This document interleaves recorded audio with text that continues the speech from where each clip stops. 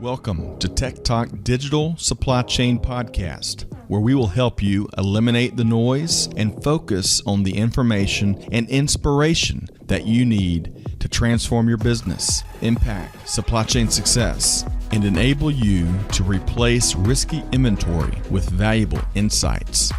Join your TEKTOK host, Corinne Bursa, the 2020 Supply Chain Pro to Know of the Year.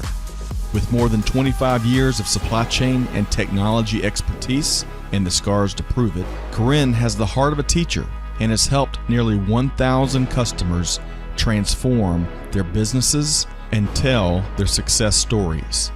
Join the conversation, share your insights, and learn how to harness technology innovations to drive tangible business results. Buckle up. It's time for TEKTOK, powered by Supply Chain Now. Well, welcome back, Supply Chain Movers and Shakers. Corinne Bursa here, and of course, I am your host for TEKTOK, the Digital Supply Chain Podcast. Thank you for tuning in today. You know, it has been a busy week. It's been filled with the 2022 Gartner Supply Chain Symposium, and I wanted to share just a few highlights from the event with each of you. As you know, the expectations around the value supply chain deliver are accelerating. And this is despite all of our ongoing volatility, disruption, gridlock, and of course, uncertainty. We are all grappling with the impacts of the pandemic, even today, global conflict, climate change, new ESG initiatives, shifting channel and product mixes, as well as significant constraints on available talent. As supply chain leaders, we've got to be prepared to navigate this uncertainty and mitigate risk. It's increasingly a dynamic global market. And many of these challenges were discussed, as you can imagine, at the 2022 Gartner Supply Chain Symposium, which was held in Orlando, Florida. This particular event is billed as the world's most important gathering of chief supply chain officers and supply chain executives. Now, unfortunately, there were no silver bullets, but there was a lot of insight and inspiration. So let's start with the fact that the conference was actually oversubscribed. Now, I don't have the exact numbers, but I believe that Gartner expected between 1,800 and 1,900 attendees. However, estimates are that registration was closer to 2,600. Yeah, let me say that again. 2,600 supply chain professionals gathered together in Orlando this week. That meant that there were 3 overflow hotels, in addition to the Dolphin and Swan accommodations that Gartner had planned in the Orlando area. It was really exciting to see so many supply chain movers and shakers together in real life. It felt a little like a reunion, a little like a party, and then some really good discussions. So as we caught up with old friends, we connected face-to-face with colleagues that we've only seen in virtual formats for the past 2 years, and we had the opportunity to meet new supply chain leaders that are making an impact. And over a 3-day agenda, there were more than 140 sessions, many of which were featuring the latest research and insight from Gartner. Try as I did, there was no possible way to cover all of these sessions. So I wanted to share just a few of the highlights with you. If you were at the conference, please chime in with your highlights, your takeaways. And if you weren't able to be at the Gartner Symposium, let me know what you found valuable in this recap. So let's start at the beginning. The opening keynote was delivered by Gartner analyst Ken Chadwick. And it focused on this theme of supply chain's offset strategy, recalibrating our approach to the Great Acceleration. I got to tell you that I didn't love the term offset or offset strategy, but I totally get it, and I'll explain why. While we have survived some of the most volatile and uncertain times in recent history, I think we all recognize our journey is not done. Our goal is not to simply survive, it is to thrive and to build thriving supply chains. So I'm an optimist. I do like Gartner's positioning because they said that we were on the cusp of the Great Acceleration. Now, that can mean a lot of things.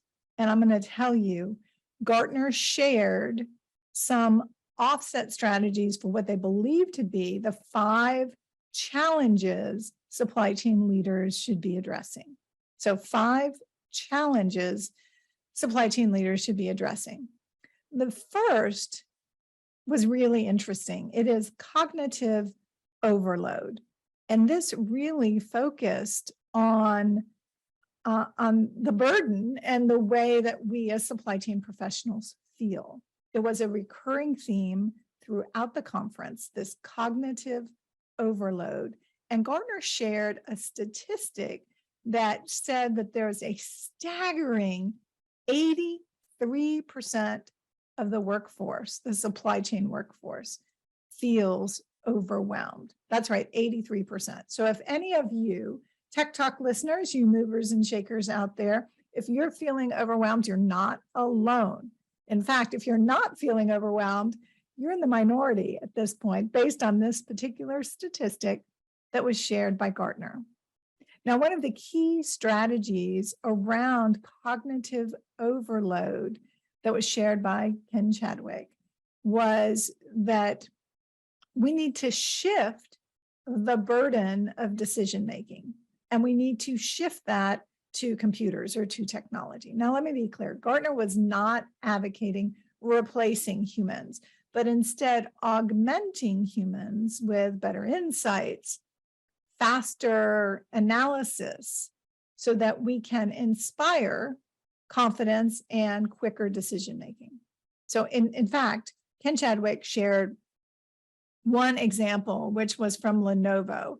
And Lenovo has been able to achieve a 55% reduction in decision cycle time, right? So they're making decisions in less than half the time that they used to. And this has helped to contribute to about a $26 million increase from a profitability perspective or profit growth perspective. That's right, Lenovo making decisions faster, the cycle times are contracting, and they can measure that impact with additional profit growth. Now, rest assured, that got the audience's attention. So that was the first challenge that Ken Chadwick put before us, this audience of 2,600 supply chain professionals. The second is the evolving customer expectations. I know each and every one of you are dealing with this, whether you're doing product rationalization, you're doing customization. These are trends that will continue. Technology change, technology evolution. It's no secret that technology has been evolving faster than most companies have been able to harness, deploy, and use to their advantage. Don't allow yourself to get stuck because you will get left behind. Number 4 was supply chain cyber risk. Yeah, supply chain cyber risk, a very, very real challenge for many of us in the industry today, and it is high on the list of CEO concerns as well.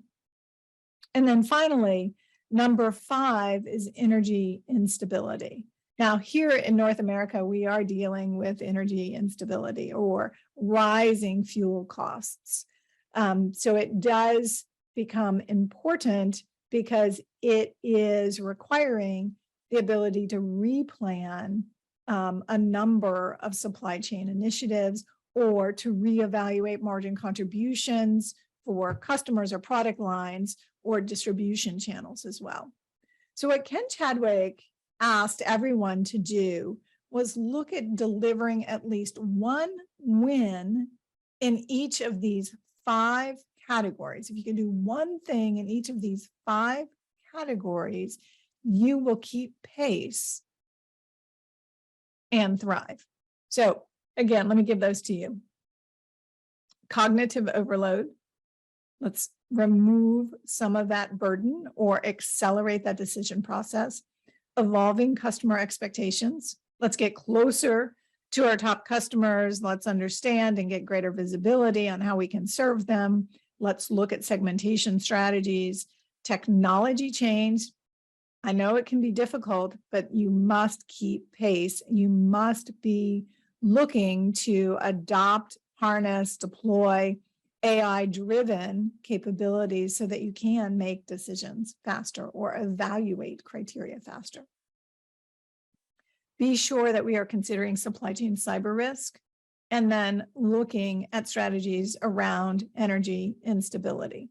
So at this point, I have either overwhelmed you and you're tuning me out thinking, Corinne, what am I going to do? Those are big, big rocks to be moved. But stay with me. I want to share some inspiration as we go through this recap. So there was another session that Ken Chadwick shared, and I do want to just share a few of the big highlights from there.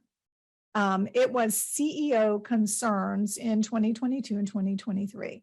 So this is what your CEO is thinking about, or what the aggregate survey shows that CEOs are concerned about, and the implications and actions for supply chain executives or chief supply chain officers. And I just picked a few of these. The first is growth. So growth, as long as I have been tracking this, growth is always number one on a CEO's agenda. And it is still, in fact, a number one priority for the CEO, despite expectations that inflation is going to continue for potentially as long as 3 years. So be sure that when you're engaging with your CEO or you're engaging with your executive team, you are presenting ways that you and the supply chain team can fuel growth, anticipate growth, serve customers from a growth perspective, or even tap into new markets. The next was, number 2 was technology related. So CEOs do see digital strategies as key solutions to boost productivity and manage costs. That should not be a surprise to you, but it was number 2 on this CEO survey. Technology related. How do we harness it? How do we use it?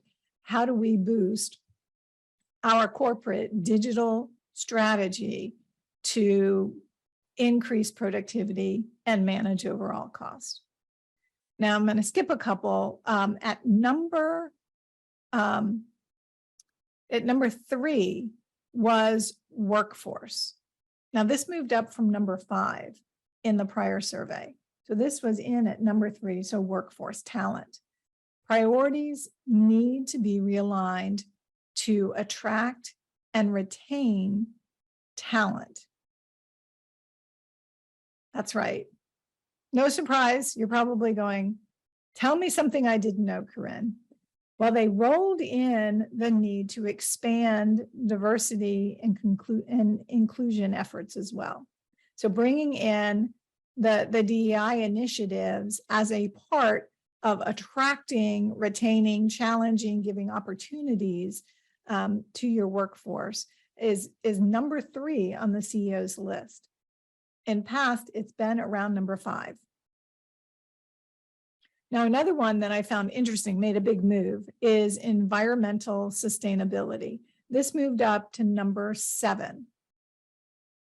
Prior year, it was at number 17. So that's 10 positions. This does reflect a change in the buyers in the marketplace.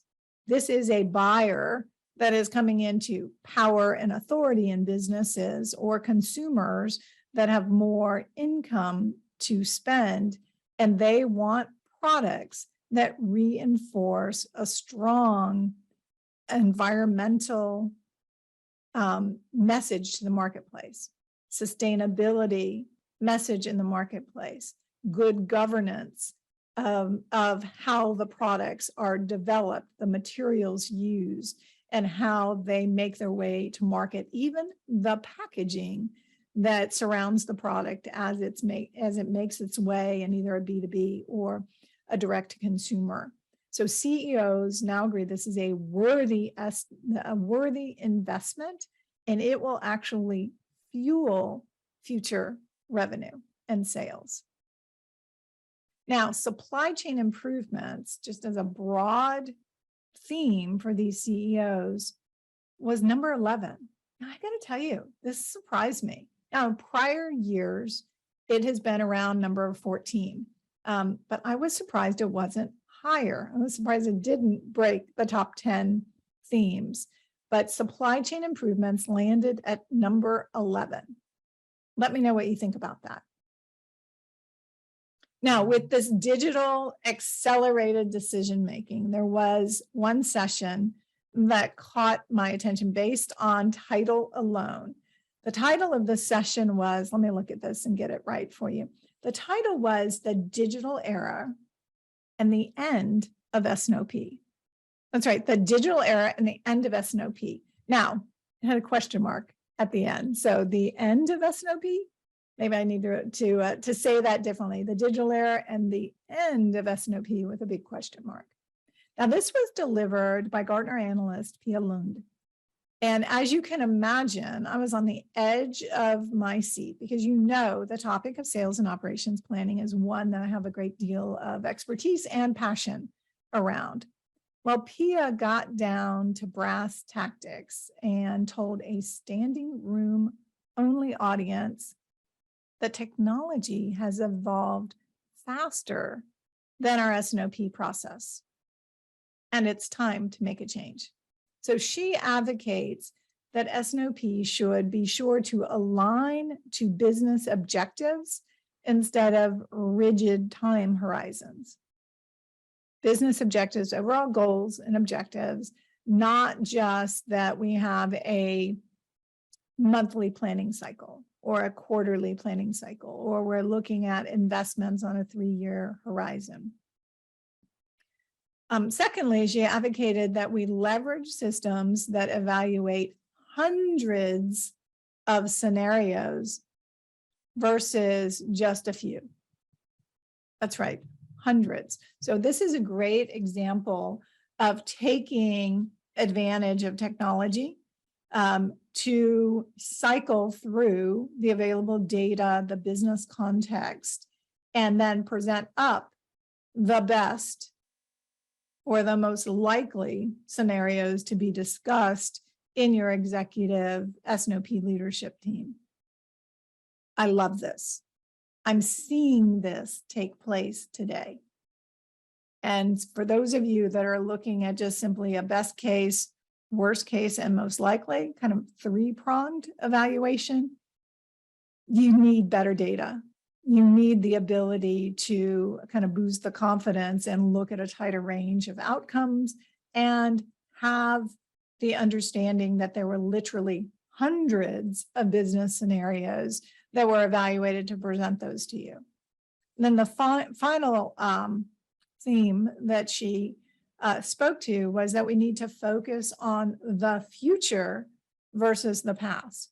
I really believe this. We've got to get out of that firefighting mode. We do need to measure the performance of our plans.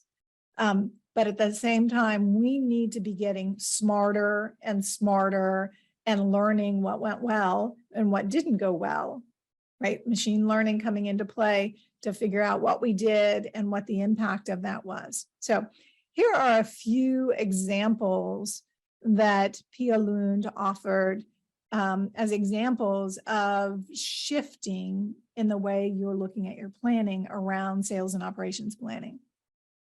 So if we need to go from siloed decision-making to broad alignment with our business strategy. Everybody, every one of you should be nodding yes as you're listening to this. So come back to me, stay with me on this list. We want to move from looking only at a few constraint considerations to many, many constraint considerations. In fact, you may want to include personnel, your talent pool, as part of your constraints that are being modeled today. Move from that 1 to 3 scenarios to the ability, I said the ability to look at hundreds of scenarios. She actually said thousands of scenarios. That's right, thousands of scenarios. So we need to get well beyond the 1, 2, 3s and strive for, hundreds and potentially looking at thousands of scenarios for our business. She also mentioned that we need to stop thinking of our ERP systems, our enterprise systems, as the single source of data. We need to start tapping into external data sources and extending those so that we're getting better signals, sensing demand from multiple signals, but also sensing supply. And looking at those signals to really augment and improve our overall planning. We've got to move from batch planning, right? Monthly, quarterly, weekly, to looking at real-time data. Get out of manual planning everything where planners are touching every item, every channel, to looking at automated or autonomous planning so that we can elevate how our planners, our business analysts are engaging. Right? So lots of great examples there for you to consider as you evolve, not just your supply chain planning process, but your sales and operations planning process. Now, some of the best presentations that I attended were case studies. These were delivered by practitioners. So come back to me if you're multitasking. I really want you to hear about these couple of end user presentations. There are a few that stood out to me. And the first one focused on growth. Yeah, growth. So during the pandemic, it was focused on growth. And this one was delivered by Diageo. So Livia Candioti Kona, who is the head of planning and logistics at Diageo, delivered a really inspirational session. And it was focused on leveraging supply chain capabilities to fuel growth. Now, I loved that Livia started with the goal of delighting customers. That's right, delighting customers, a worthy goal that honestly has resulted in an impressive 20% single year growth rate. Let me say that again. The goal is delighting customers. Well, they must be delighted because the result has been an impressive 20% single year growth. That's huge. So if you're not familiar with Diageo, I bet you're familiar with many of their brands. Diageo is a global drinks business. It ranked number 16 on the Gartner top 25 companies, top 25 supply chains for 2022. And it's got iconic brands like Guinness, Johnny Walker, Gordon's, and Smirnoff. Now, another measure of the success to date for Diageo is that it has now ranked first place for supply chain excellence and customer service in the UK. That's right, first place. That's a big jump. Now, Livia is leading a team that is achieving this rapid transformation, and they are, in fact, delivering what every supply chain professional wants. They are delivering better visibility, optimization, and autonomous planning. And they're doing much of this with the rollout of OMP's Unison Planning. So that's their partner, their technology partner in this transformation initiative. So today, Diageo has the agility to anticipate and respond to demand and channel shifts, supply chain constraints, to model those, to look at packaging transitions, to look at product and market segmentation, all while delivering significant growth. And the Diageo customer is in fact delighted with the improved service levels. And Diageo is also committed to both grain and glass sustainability. So if we go back to that list of what's on the CEO's agenda, we're looking at examples here of growth. We're looking at examples of sustainability. We're looking at making better decisions, leveraging technology.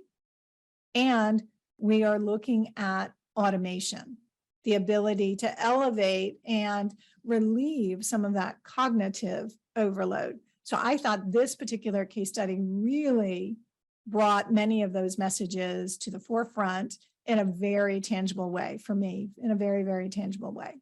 All right.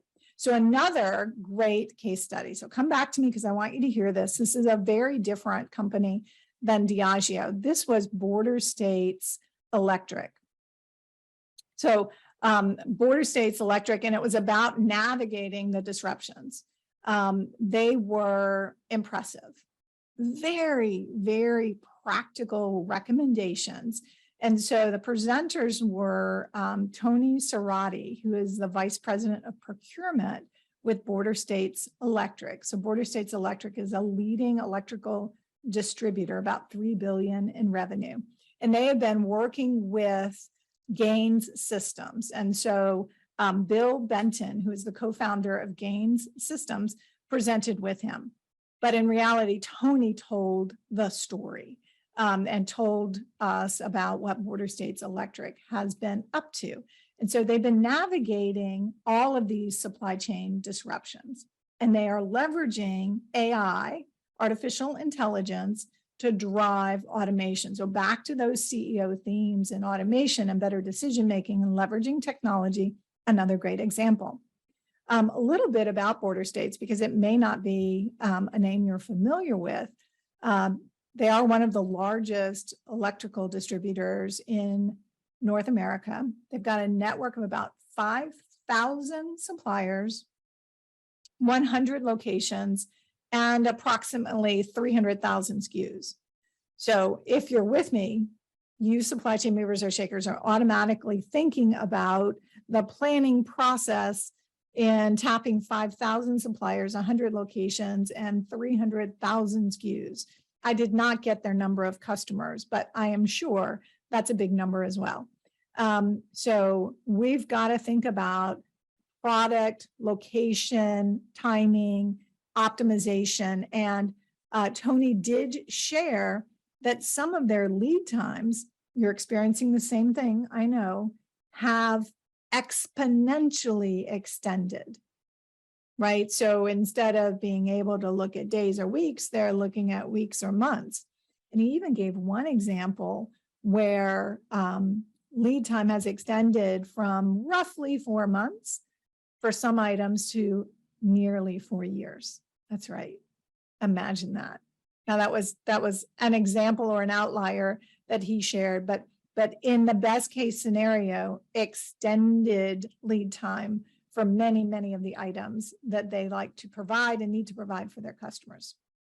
So Border States Electric has been augmenting their SAP ERP system with Gaines, and they're doing this really to automate numerous planning processes. And the goal is to free up that planner time, while also simultaneously delivering greater precision, quicker response to disruptions of all types, pandemic and others, frequent price changes, supplier constraints, and a changing mix in customer demand.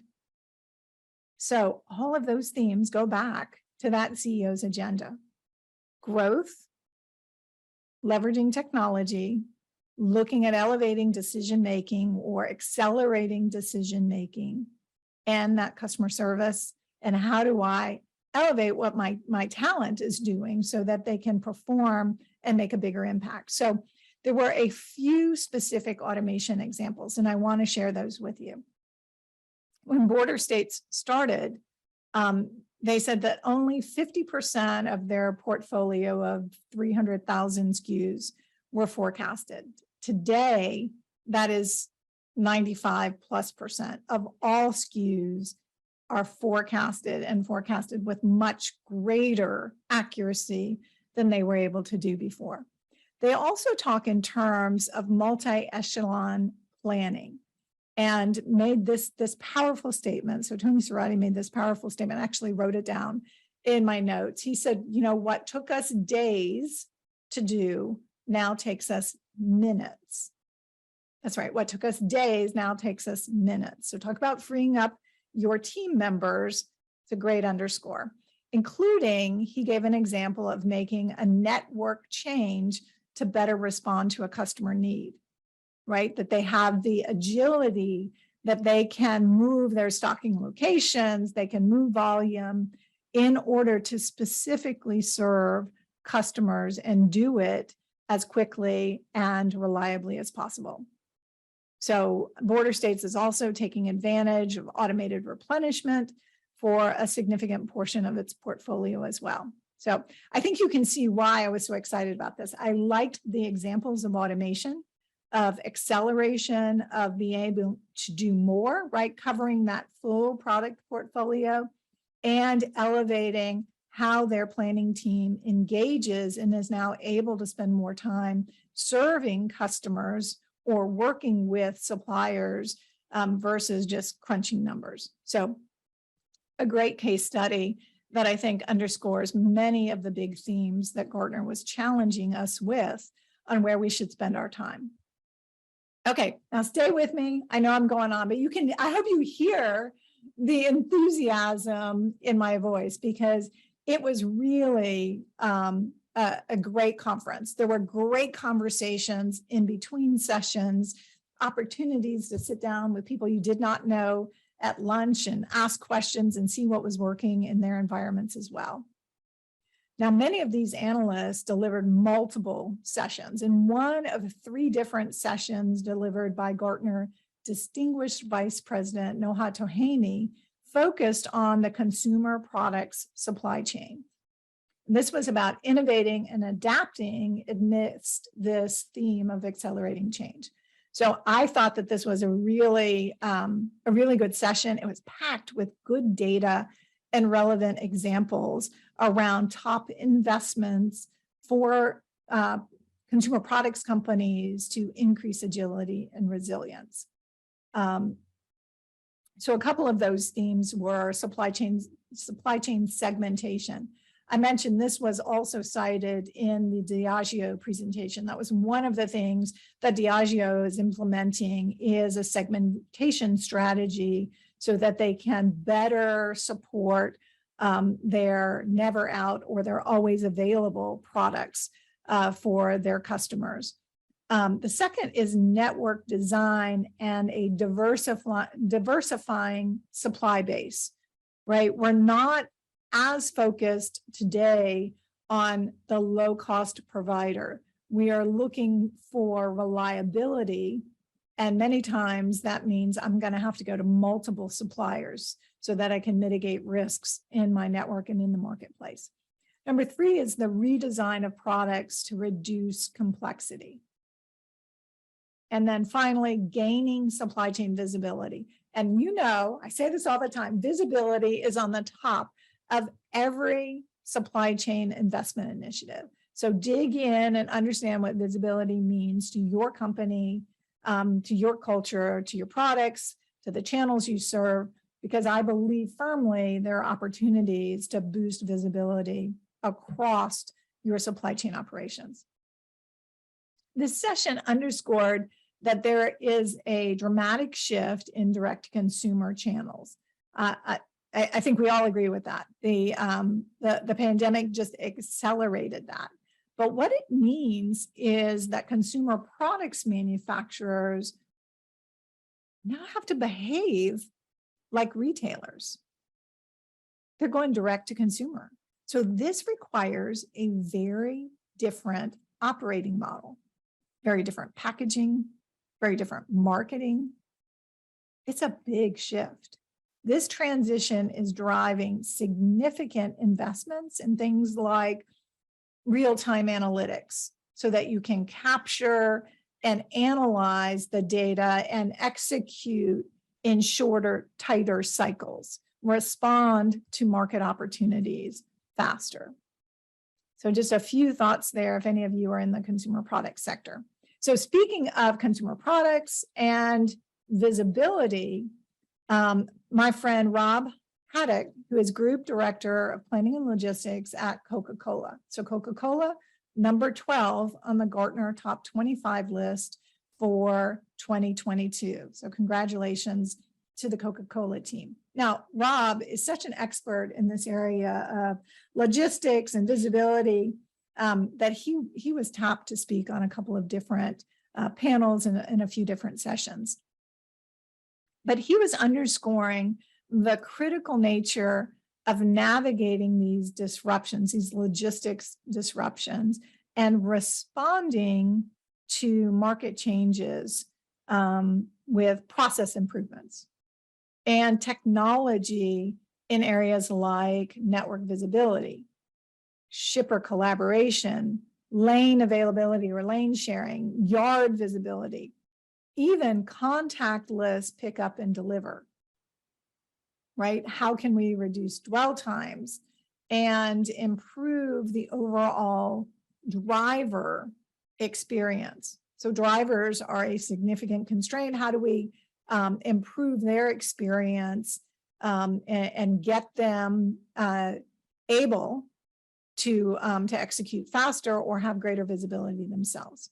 So Rob has a great passion for connecting and educating and developing supply chain professionals. And every time I saw him in the hallway, he's just surrounded by a group of people who were tapping into him, either telling jokes or asking for examples of how they've been able to achieve what they have.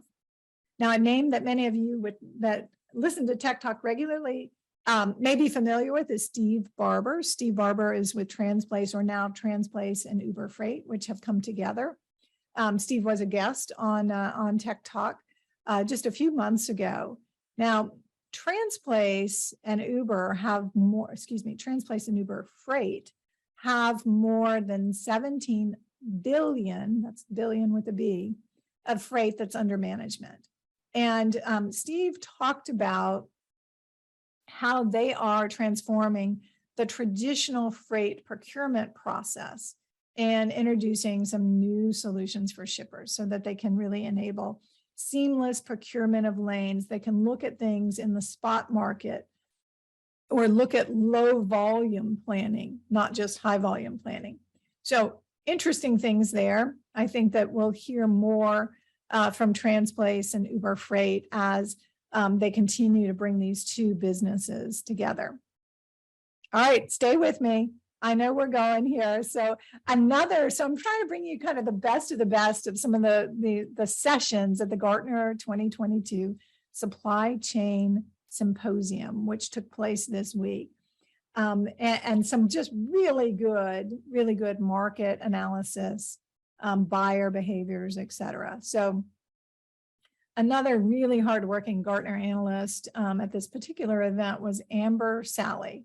Amber delivered 3 presentations. She had dozens of one-on-one sessions with practitioners and solution providers. And she is the lead analyst on the Gartner Supply Chain Planning Magic Quadrant, which published just a few weeks ago. So she did a session on the Magic Quadrant for supply chain planning solutions. And I got to tell you, there were hundreds of people just captivated, standing around, again, wall to wall, standing room only, as Amber Sally went through some of the background information on how Gartner selected and evaluated 22 solution providers that qualified for the 2022 Gartner Supply Chain Planning Magic Quadrant. Now, I have been engaged with this particular Magic Quadrant for more than 25 years. And I still learn something every time. There's still, there is deep criteria in what gets evaluated from a critical capabilities perspective. But there's also some insights that come from the Gartner engagement in the industry, as well as a customer survey process that takes place. So I learn something every time. And one of the interesting data points that Gartner shared is that they believe that the supply chain planning solutions market is currently valued at about $5.7 billion. That's right, $5.7 billion. That's for planning. That's demand, inventory, supply, production, sales and operations planning, the analytics around those, valued at $5.7 billion, and that marketplace is expected to grow at 13.6% through 2026. That is some healthy growth. And I believe that growth in part is inspired because, back to the CEO's agenda, how do we leverage technology? How do we accelerate decision-making? How do we evaluate hundreds of scenarios for our business and deliver for our customers? So continued investment in this area. So buckle up, supply chain movers and shakers, because change is coming. Now, as you might imagine, the networking at this event was fantastic. It started on Sunday, and it continued to the moment I got on the plane and returned to Atlanta late on Wednesday. And honestly, I have a number of follow-up meetings that are planned as a result of the conference as well. So I am energized, I'm excited, I'm inspired. And I've got to tell you that no supply chain industry event would be complete without Supply Chain Now founder and host, Scott Luton, making an appearance. So Scott was there as well. And you should know, I want you to know, because I think it surprised some people who had not met Scott before in person. But Scott is more fantastic in real life than he is in the virtual world. He is so good at connecting people and engaging people. And that came through yet again in a live roundtable that he helped to moderate with Mark Holmes, who is with Inner Systems. Now, this roundtable was focused on how to connect data for visibility and actionable insights. So there we are again, visibility, harnessing data, leveraging technology, making better decisions faster. So in this very lively roundtable, which again, standing room only, it really underscored that future performance goes beyond responding simply to supply chain disruptions. We've got to have the ability to consider things like inflation, rising costs, the exodus of tribal knowledge. So this great resignation, right, where so much expertise is leaving our companies. We need to formalize or encapsulate some of that intelligence before it leaves our businesses. And we need to harness data, and not just our enterprise data, but new data sources. And we've got to transform data into actionable insights so that we can do more intelligent decision-making. So I think you can see how that theme goes back to the CEO's agenda as well, right? How do I fuel growth? How do I harness technology? How do I attract and retain my talent pool, my workforce? How do I make the investments that are really going to elevate the value proposition and look at these digital strategies? Whew. I got to tell you, I could probably go on for another hour, but suffice it to say that face-to-face events are back and they are energizing. The exchange of ideas, the fresh inspiration, and some good old-fashioned human connection are sure to fuel future innovation.